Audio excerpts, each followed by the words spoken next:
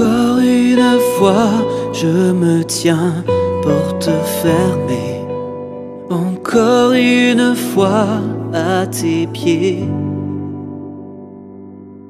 Encore un moment où je cherche ta présence. Encore un moment dans le silence.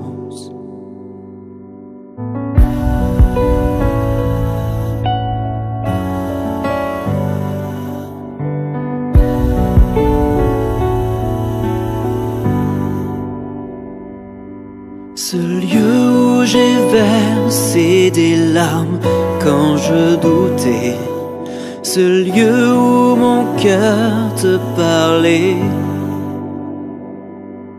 ce lieu où j'ai crié mes hontes et mes regrets, ce lieu où tu m'as écouté, où tu m'as consolé, où tu m'as consolé.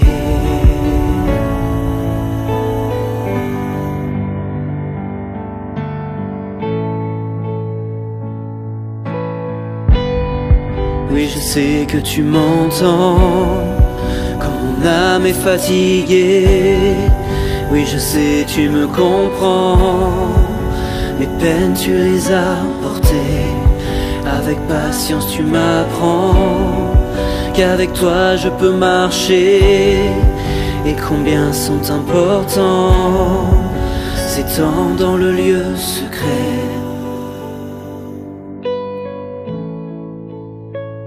Oh, alléluia,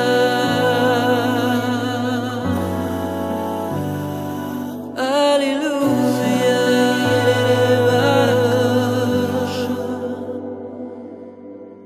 Oh,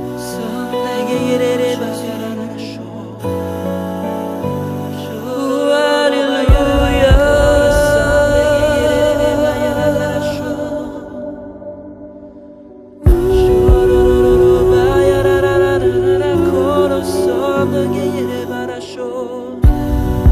Oh, Jésus, alléluia, alléluia.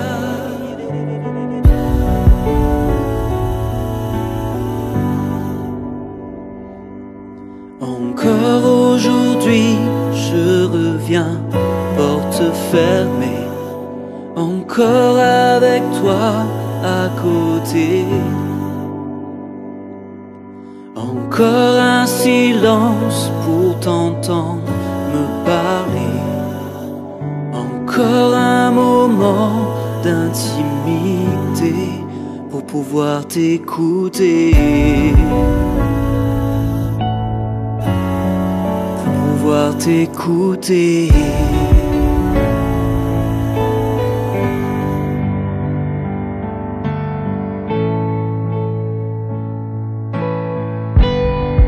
Oui, je sais que tu m'entends quand mon âme est fatiguée. Oui, je sais, tu me comprends. Mes peines, tu les as portées. Avec patience, tu m'apprends qu'avec toi, je peux marcher. Et combien sont importants ces temps dans le lieu secret. Oui, je sais que tu m'entends. Mon âme est fatiguée. Oui, je sais, tu me comprends. Mes peines, tu les as portées.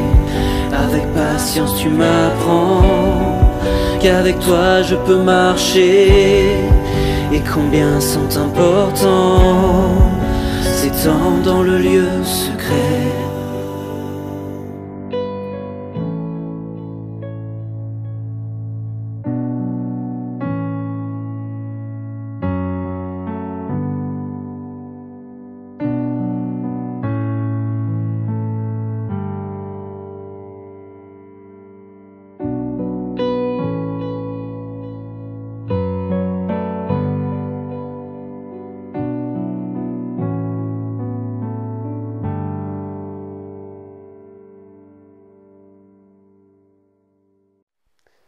Chers amis, bonsoir, bienvenue sur la chaîne YouTube de la Cité de Lumière.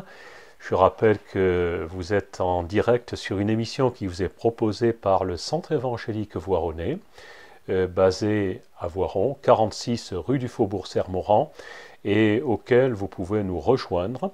Nous avons des réunions, des cultes, des offices, chaque dimanche matin, 9h30. Vous serez tous et toutes les bienvenus. Nous avons également d'autres diffusions, le vendredi en particulier, intitulé « On a tous besoin ». Et quel que soit votre besoin, je vous invite à vous connecter sur ces émissions du vendredi qui vous feront, j'en suis persuadé, le plus grand bien.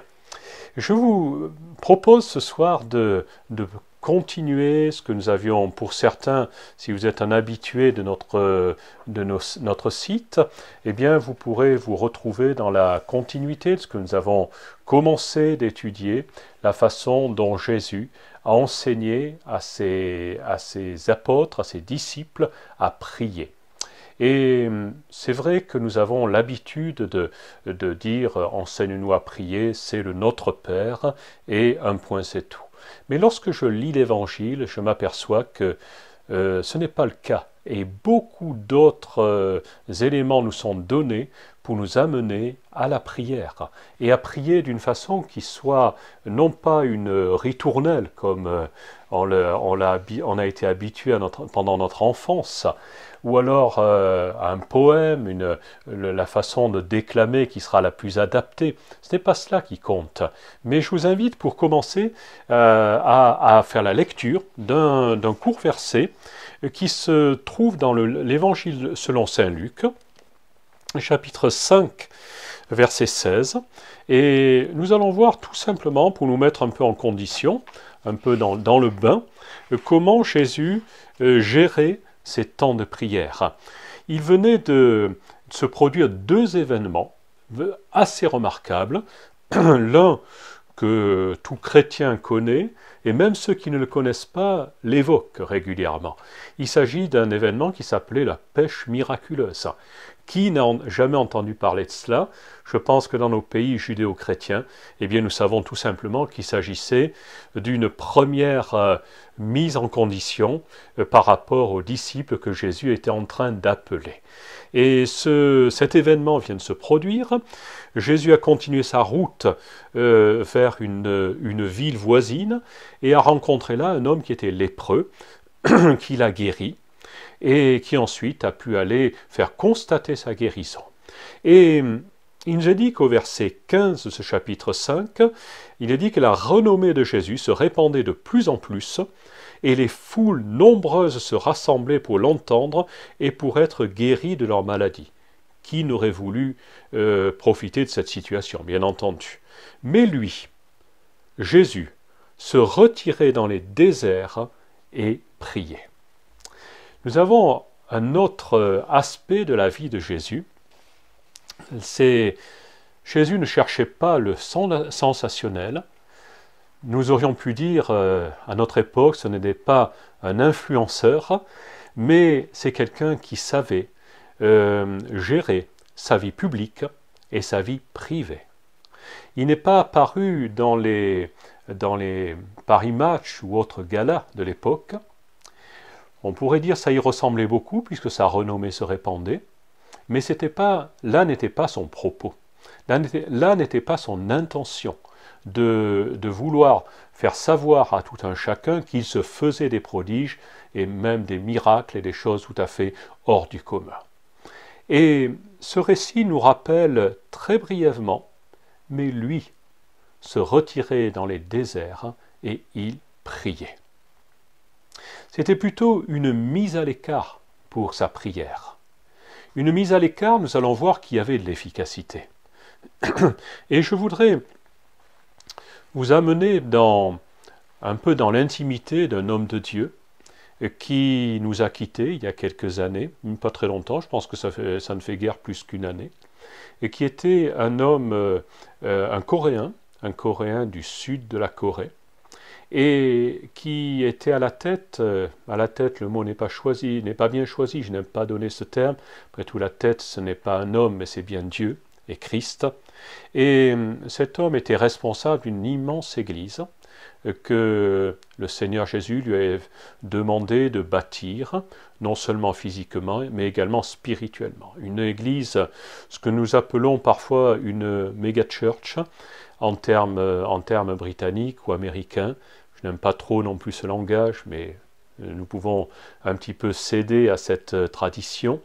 Et son église a atteint des sommets culminants, de plus de 700 000 membres, tout le monde ne se réunissait pas en même temps, certes, mais il y avait à peu près ce nombre de membres dans son église.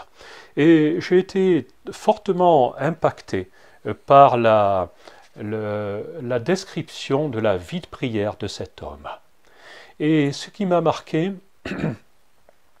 c'est la façon dont il relatait la préparation qui était la sienne, semaine après semaine, la préparation du message qu'il allait communiquer à son Église chaque dimanche matin.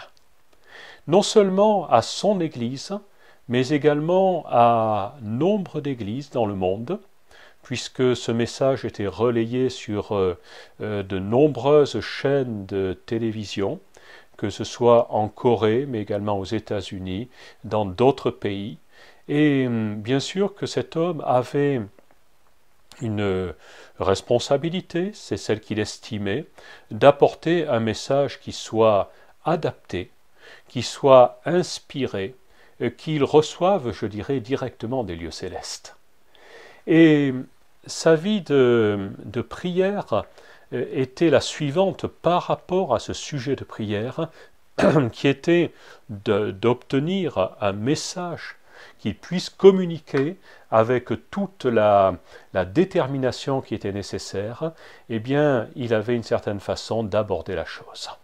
Et je me rappelle encore les mots qu'il prononçait en disant « je me prépare de façon à ce que je reçoive un message et que je puisse l'apporter avec l'autorité d'un général. » Et dès le lundi matin, alors que le besoin qu'il avait portait sur le dimanche suivant après tout, dès le lundi matin, sa demande constante auprès du Seigneur était « Seigneur, donne-moi un message.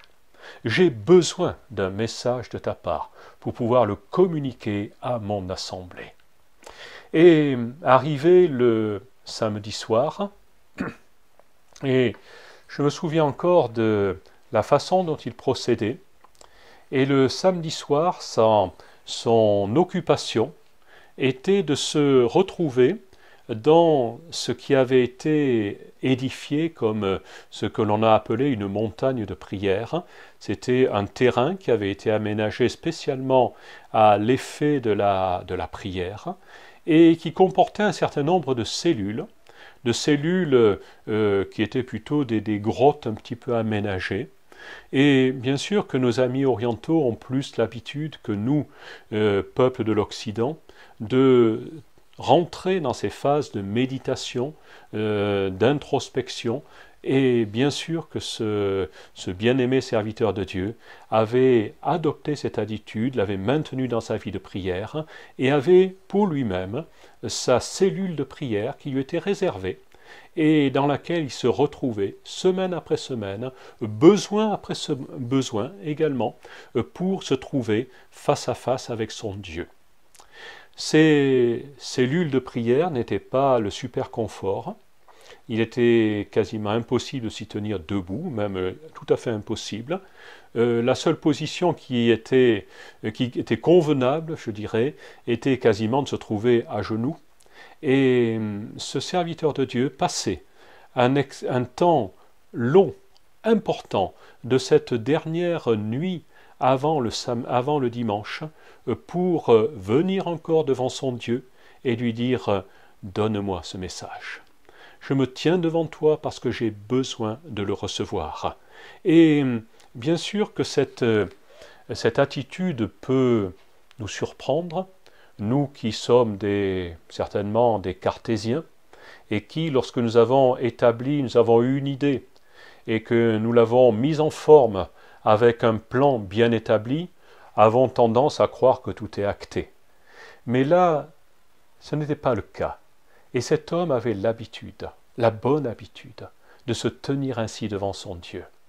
De la même façon que Jésus faisait après avoir été témoin, spectateur, acteur de miracles qui dépassent l'entendement, et se trouver dans cette situation, est-ce que je vais continuer ou alors est-ce que je vais me retirer pendant un certain temps pour, permettez-moi l'expression, de surtout regonfler la batterie. Ne pas dépendre de moi-même, mais de dépendre de la grâce de Dieu. Et ce soir, je veux vous engager là-dessus. Avez-vous des difficultés à prier?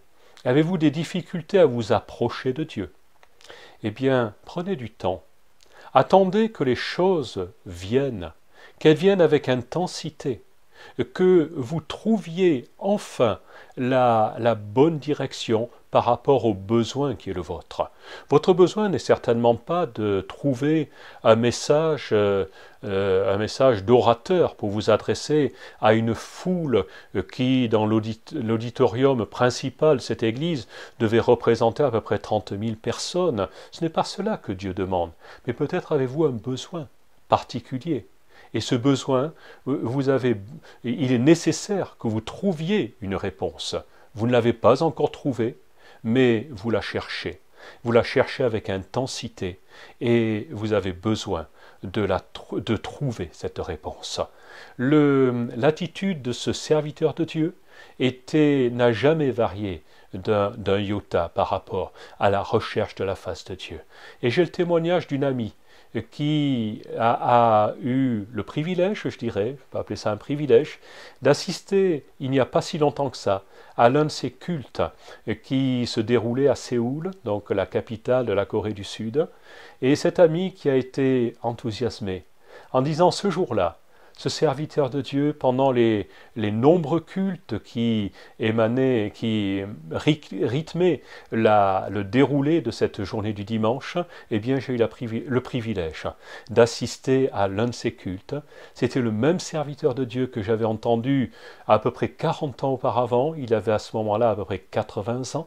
Mais il n'avait rien perdu de sa vivacité, rien perdu de son amour de la parole de Dieu, rien perdu de sa foi. Il était toujours aussi vigoureux, aussi solide dans sa foi qu'il l'avait été dans le passé. Tout cela parce que sa recherche, la recherche de la face de Dieu, la recherche de ce que Dieu avait à lui dire n'avait jamais varié et qu'elle était toujours d'aplomb, qui était toujours dans le bon sens. Jésus se retirait dans les déserts, dans un endroit inhospitalier, mais il avait besoin de le faire pour trouver la face de son Dieu. Je vous propose une petite interruption musicale et nous nous retrouvons dans quelques minutes. À tout à l'heure.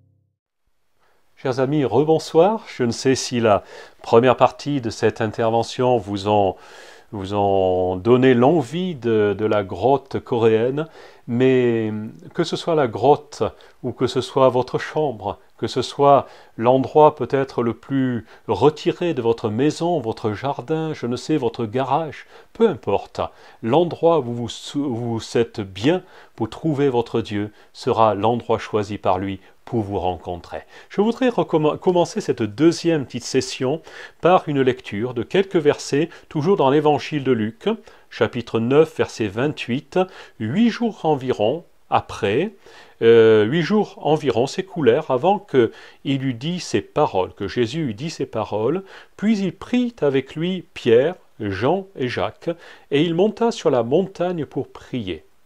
Pendant qu'il priait, l'aspect de son visage changea, et son vêtement devint d'une éclatante blancheur. Et voici que 2 hommes s'entretenaient avec lui, c'étaient Moïse et Élie, qui, apparaissant dans la gloire, parlaient de son départ qu'il allait accomplir à Jérusalem. Pierre et ses compagnons étaient accablés de sommeil, mais ils se tinrent éveillés et virent la gloire de Jésus et les 2 hommes qui étaient avec lui. J'arrête le récit, je pense que cela sera suffisant pour ce soir, et je vous invite à monter avec moi, avec ces 4 hommes, finalement Jésus et 3 de ses disciples, sur cette montagne de la transfiguration. On a pris l'habitude de l'appeler ainsi. Mais cette montagne m'apprend quelque chose. C'est que Jésus ne va pas monter faire du tourisme, faire du crapahut. Il va monter sur cette montagne pour prier. Et lorsqu'il va arriver à cet endroit-là, il ne va pas commencer à faire un discours à ses apôtres, en disant « Écoutez, je vais vous enseigner comment il faut faire », mais il va commencer à prier, naturellement. Ces 3 hommes, Pierre, Jacques et Jean, vont assister à cette prière. Peut-être était-ce la première fois qu'il priait avec ces 3 hommes, de façon aussi intime. Mais il y avait là un enseignement de la prière. Et je ne peux pas croire, peut-être vous ne pourrez pas m'arrêter dans ce que je vais dire, mais je ne peux pas croire que ce que Jésus faisait dans la prière, nuit après nuit, soit tellement différent de ce qui allait se passer à ce moment-là. Au point que ces 3 hommes vont, au bout d'un certain temps, très peu de temps, constater que le visage de leur Seigneur, de leur Maître, est transfiguré. Ce n'est plus le même qu'ils ont devant eux. Ils ont même peur. Ils craignent. Ce n'est plus le Jésus qu'ils connaissent, qu'ils ont l'habitude de côtoyer jour après jour. Pendant qu'ils prient, il n'y a pas d'autre chose qui se passe à ce moment-là. Il prie et son visage change d'aspect. Vous allez me dire, mais ça devient un petit peu inquiétant. Non, pas tant que cela. Cela me permet surtout de savoir le degré d'intimité que Jésus va avoir avec son Père, car il s'agit de son Père. Et là, les disciples reconnaissent ce qui se passe. Ils savent, puisqu'il y a un autre évangile qui nous relate la prière que Jésus a enseignée, ce que nous appelons le Notre Père, le relate avant cet épisode. Luc le relate après. Je ne vais pas faire une doctrine là-dessus. Mais ce qui est certain, c'est que ces hommes réalisent soudain que les moments d'intimité de Jésus avec son Père sont de nature à changer l'aspect de sa personne. Il n'est plus le même. Il est changé. Il est transformé. L'apôtre Paul nous dira changer de gloire en gloire. Et pour appuyer cela, l'apôtre Paul, le même qui nous parle plus tard, parle également de ce qui s'est passé il y a des années en arrière et qui explique la raison pour laquelle 2 hommes vont apparaître à ses disciples, Moïse et Élie. Moïse, l'homme qui rencontrait Dieu, avec lequel il parlait comme un homme parle avec son ami, eh bien ce Moïse avait l'habitude de la même chose. Lorsqu'il se trouvait en présence de son Dieu, son visage était transfiguré. Il était tellement transfiguré qu'il n'était pas atteint par la sainteté de Dieu au point d'en mourir, puisque la parole de Dieu nous enseigne que personne ne peut voir Dieu face à face et conserver la vie. Moïse, non, n'en était pas effrayé. Il nous est même dit, le texte biblique nous dit à un certain moment que Dieu va être suffisamment condescendant vis-à-vis des anciens du peuple d'Israël pour leur dire « Venez à ma rencontre ». Et Moïse a choisi des hommes, 70 en tout. Il les a amenés avec lui sur la montagne, également sur une montagne.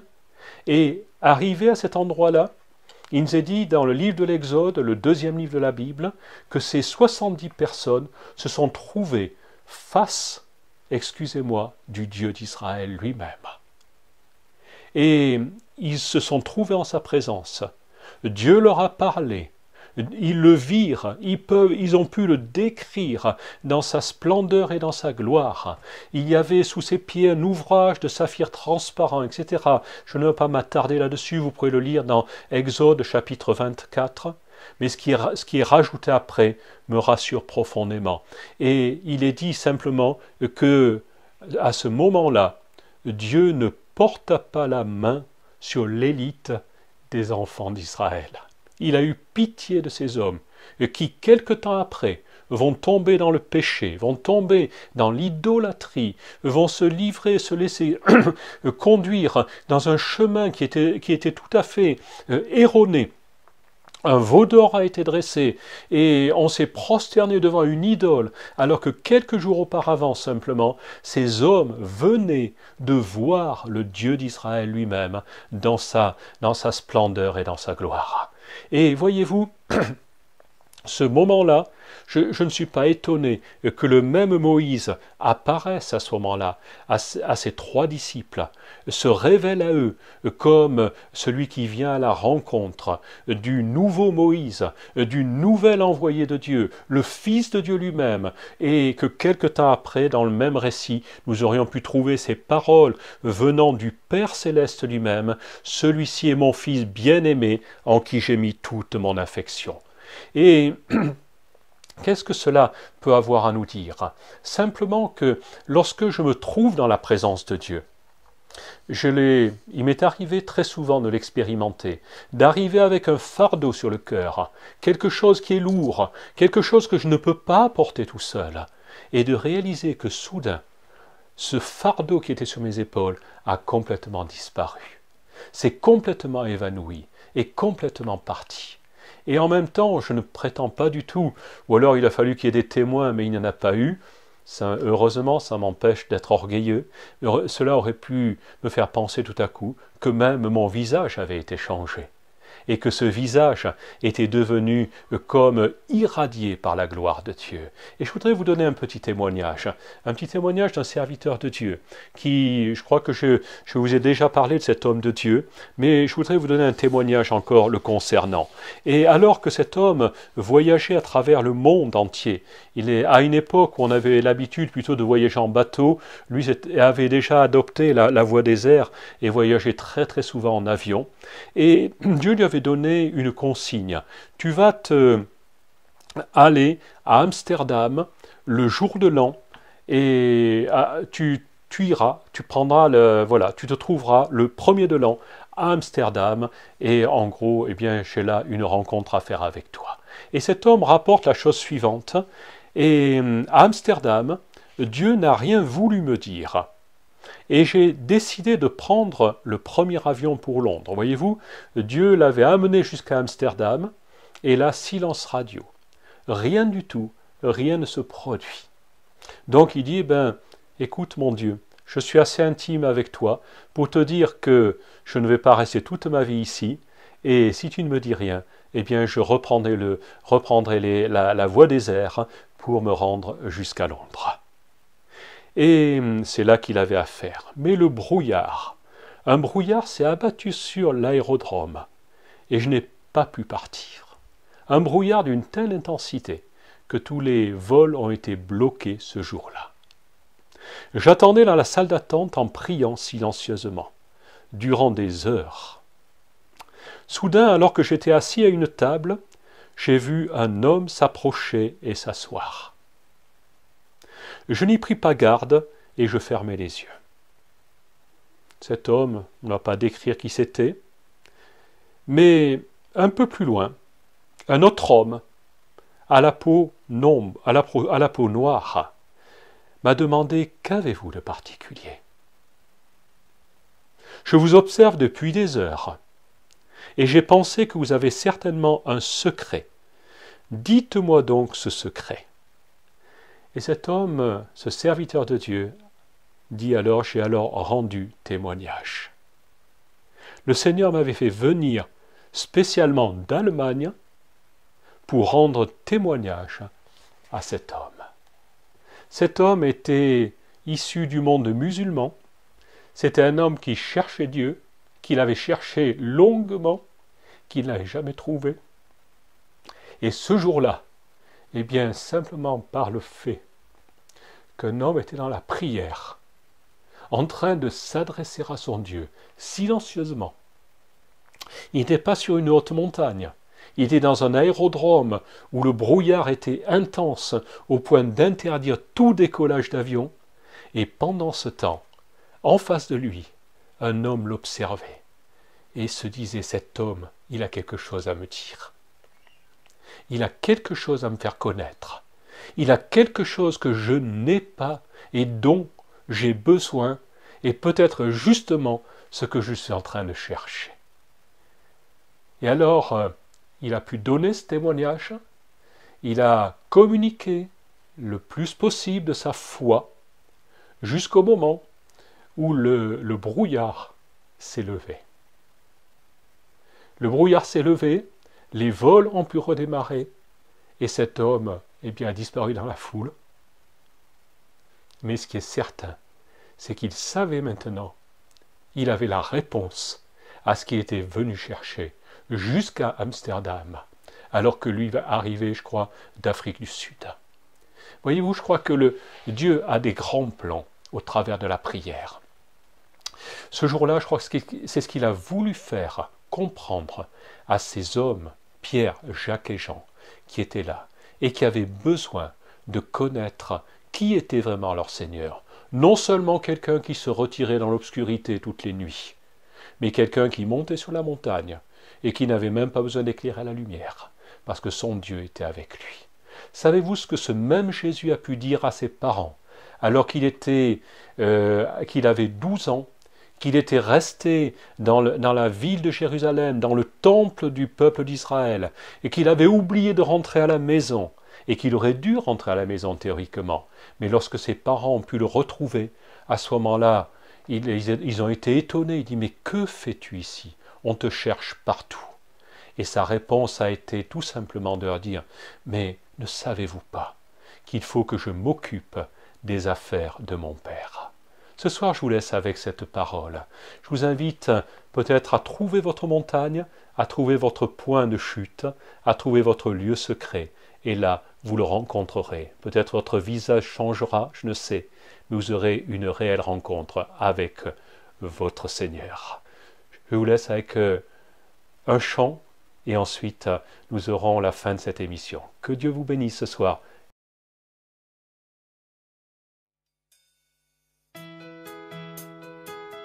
Seigneur, me voici seul, avec mes soucis, avec mes fardeaux. Mais je ne peux plus les porter plus longtemps. C'est pourquoi je les dépose à tes pieds. Prends-les, s'il te plaît, Seigneur. Jésus, nous t'appelons. Jésus, oh Jésus, viens nous aider, Seigneur.